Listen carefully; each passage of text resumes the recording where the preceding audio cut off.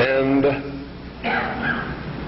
the moment the people in this country cease to be dangerous men, it's going to be the day we cease to have a country.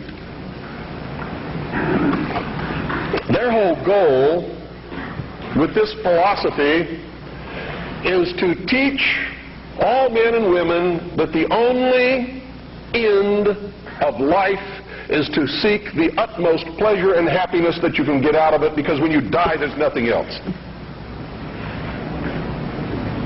That's what they teach. That's what they want you to be. They don't want laws against sexual promiscuity. That's why they don't want families. That's why they don't want marriage. That's why they encourage homosexuality. There's a method to their madness.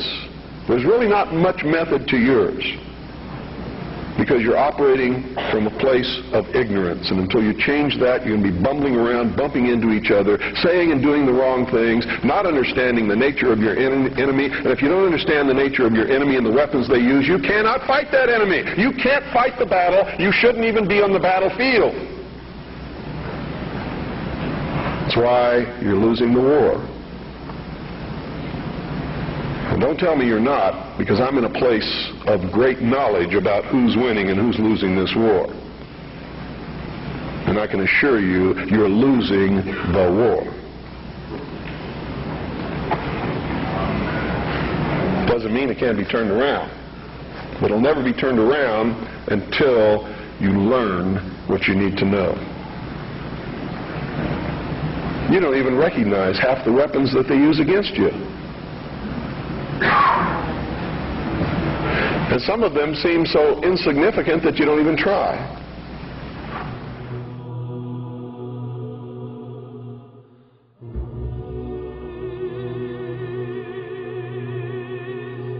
Back in 1965, the Department of Health and Education and Welfare, HEW, sponsored a study to define how they're going to get from where they were then in 1965 to where we are now in the 21st century.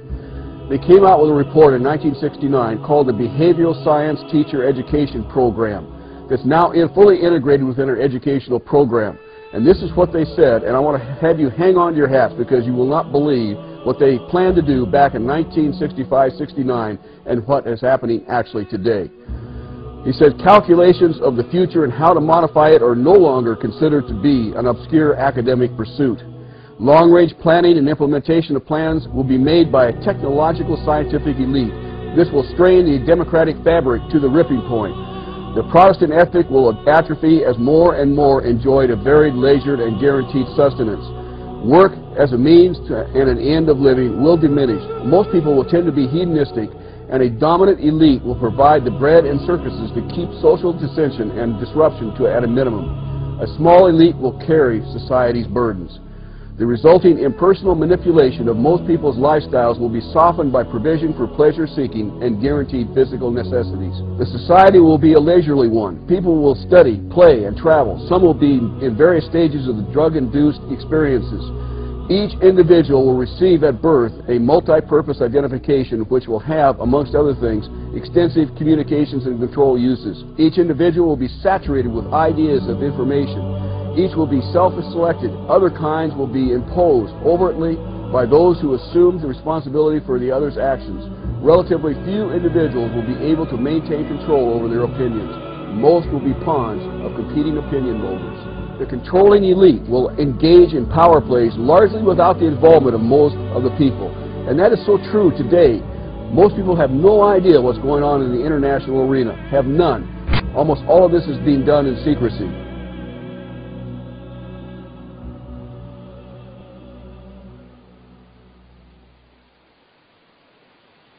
We're developing a society because of all of these different toxins known to affect brain function. We're seeing a society that not only has a lot more people of lower IQ, but a lot fewer people of higher IQ. In other words, a dumbing down, a chemical dumbing down of society. So everyone's sort of mediocre. That leaves them dependent on government because they can't excel. We have these people of lower IQ who are totally dependent. Then we have this mass of people who are going to believe anything they're told because they can't really think clearly. And very few people of very high IQ who have good cognitive function who can figure this all out. And that's what they want. So, you know, you can kind of piece it together as to why they are so insistent in spending so many hundreds of millions of dollars of propaganda money to dumb down society.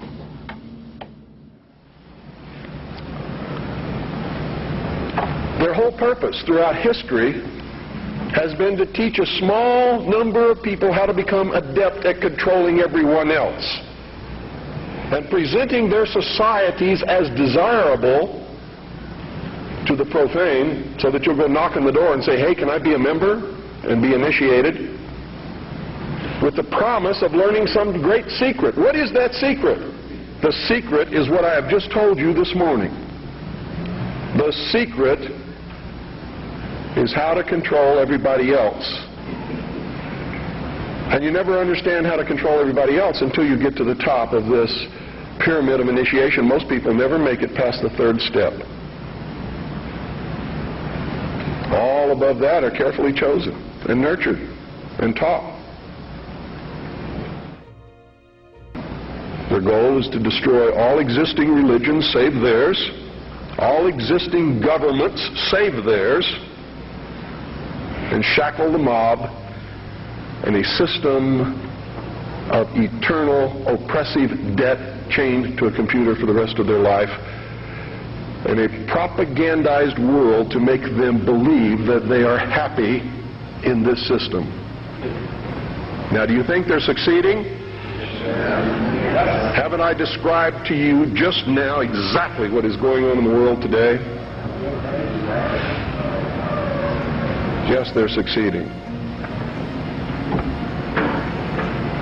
We need to do some serious evaluating, some very serious checking out of agendas. If you really want to take over the government and make it a theocracy, because I'm going to tell you exactly what's going to happen if you do that. You're going to burn people at the stake who disagree with you. And if that happens, I'm going to have to take up arms all over again. And so will many of you, because you're going to be persecuted. You see? Because whichever one controls the government, you're going to have to conform to that teaching, and if you don't believe in it, you're a heretic. Do you understand what I'm talking about? What is our common bond truly? Freedom. Freedom. Without freedom, you can't be a Christian no matter what denomination you belong to. You can't be a Buddhist. You can't own a donut shop. You can't drive from here to Oregon. You can't be an American, because that's what it's all about, and that's the only thing that it's all about. Nothing else. Nothing else. It's about freedom.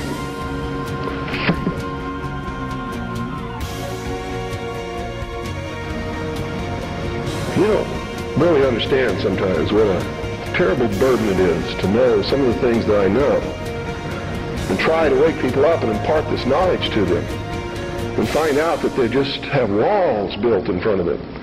They want to be slaves. But we're making some chinks in those walls. You too can have a free press, and that's what it's going to take to get this country back without bloodshed. And I'm going to tell you right now, unless we can be successful in creating a real free press where the American people get different viewpoints other than those expressed in the establishment-controlled media, there's going to be a civil war in this country, and it's going to come soon. The only thing that can stop it is by waking up vast amounts of sleeping people. Sheeple is what they are. They are following the Judas goat right into the shearing pins, and from there they will go to the slaughter, and they will not know that anything is wrong until they smell the blood of the sheeple in front of them.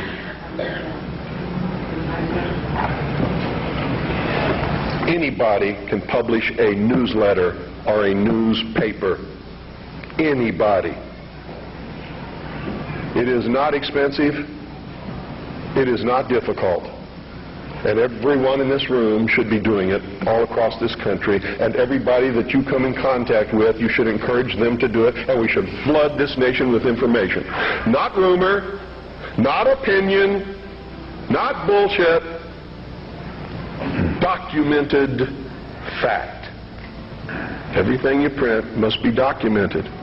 If it's not, eventually people will stop reading your newsletter or your newspaper.